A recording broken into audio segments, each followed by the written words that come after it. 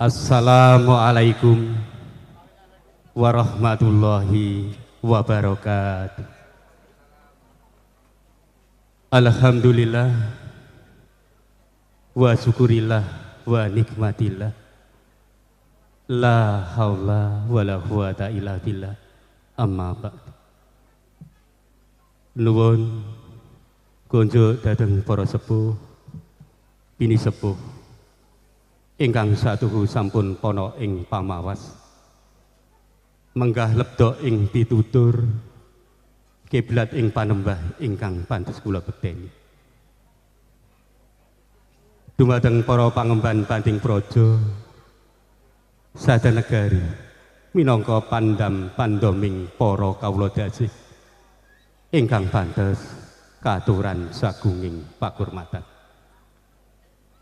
Mliginipun dumateng keluarga pisan kinasih panjenenganipun Bapak Gunawan Ibu Sunarti saha sak pangembyongipun saking dadapan Kepoh Sambi ingkang dipun sepuhi Duta Pangarsa senior kula Bapak Kades Parno ingkang kinurmatan. Dadang kadang werda muda miwah taruna ingkang pantes sinudarsana. Lumeberipun dumateng para tamu kakung mewah putri ingkang dahat kalingga murdaning agrami. Boten katalumpen dumateng pametri ing budaya Jawi campur sari restu laras ingkang bagya mulya. Kanthi linambaran trap cila ing budi mewah ngaturaken sewu agunging pangeksama keparenga kula hanggempil kamardikan panjenengan sedaya ingkang nembe saweg eco anggenipun nembe ing wawan pangandikan. Nggawit pradapa keparengipun ingkang hamugati panjenenganipun Ibu Juminem keluarga kula piniji kinen ngaturaken menggah keperluanipun wonten ing siang punika. Hanenging saderengipun ingkang paling utami sumangga sareng-sareng kita dherekaken manjataken puja dalah puji syukur dumateng ngersanipun Gusti Allah. Nggih awit kanthi berkah saha rahmatipun kita aja saged makempal ugi silaturahim wonten ing pawiwahan punika.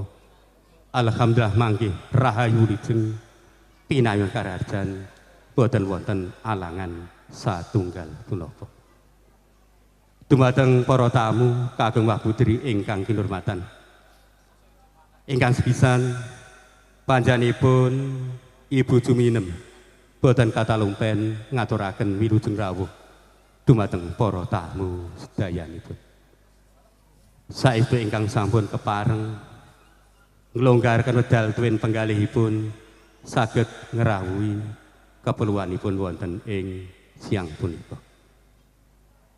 Menggah wigatos ing gati keperluanipun Ibu Juminem nggih menika ngawontenaken tasakuran wali matur lurus.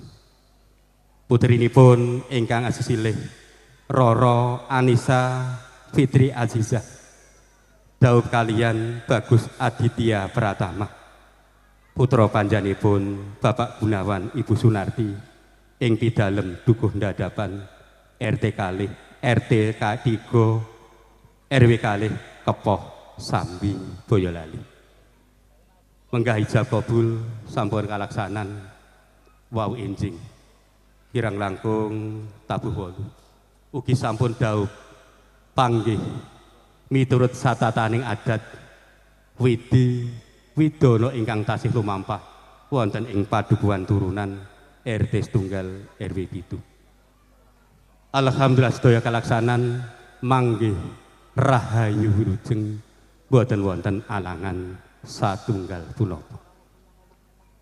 Salajengipun saestu mawantu-wantu panyuwun saking panjenenganipun Ibu Juminem dumateng para tamu sedayanipun kanthi suka rena ing penggalih paring pujastawa puji hastuti dumateng temanten sarindit anggenipun lelumban gebyur wonten ing madyaning bebrayan enggal mugi pinaringan antut runtut ayem tentrem guyub rukun rahayu ingkang pinuju bagya mulya ingkang sinedya gagah ingkang jinakah saha basuki ingkang kaesti mugi dados keluarga ingkang sakinah mawaddah warahmah ugi enggal pikantuk momongan putra putri ingkang soleh utawi solehah. Salajengipun panjenenganipun Ibu Juminem ugi ngaturaken gunging panuwun dumateng para tamu tuwin tangga tepalih.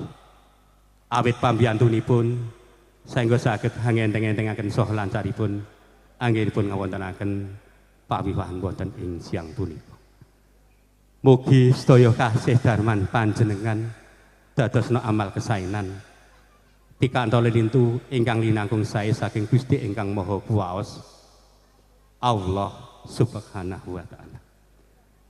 Ugi apabila anggenipun hanampi karuan panjenengan sedaya wonten kekurangan saestu saking keluarga nyuwun piring samudra pangaksa. Salajengipun dumateng para tamu kasuwun pinarak lenggah kanthi mardu mardikaning penggalih ngantos paripurnaning varyan wonten ing siang punika. Mekaten menggah atur kula pinangka talangi basa saking panjenenganipun Ibu Juminem. Apabila anggen kula ngaturaken purwa madya wusana ugi wonten ingkang boten ujub prana dumateng penggalih para tamu. Saestu kula ugi nyuwun piring samudra pangeksan. Cekapekaten billahi taufik wal hidayah. Wassalamualaikum warahmatullahi wabarakatuh. Waalaikumsalam warahmatullahi wabarakatuh. Para tamu sinedhan kakung saha putri, ngaturi uninga bilih Ibu Juminem sakmenika hamargya putra ingkang ragil. Awit punika Ibu Juminem badhe hanindakaken tata cara tumplak punjen utawi nyebar udik-udik. Pramila kula aturi dumateng putra-putranipun Ibu Juminem, inggih menika Ibu Ika sekalian, Ibu Ria sekalian, kasuwun lumampah tumuju palenggahaning temanten saperlu handhakaken lampahing tata cara tumplak punjen. Lan katur dumateng kadang-kadang campur sari restu laras. Kasuwun hangiringi lampahing tata cara kalian gending ingkang jumbuh kalian kawontenan. Sumangga.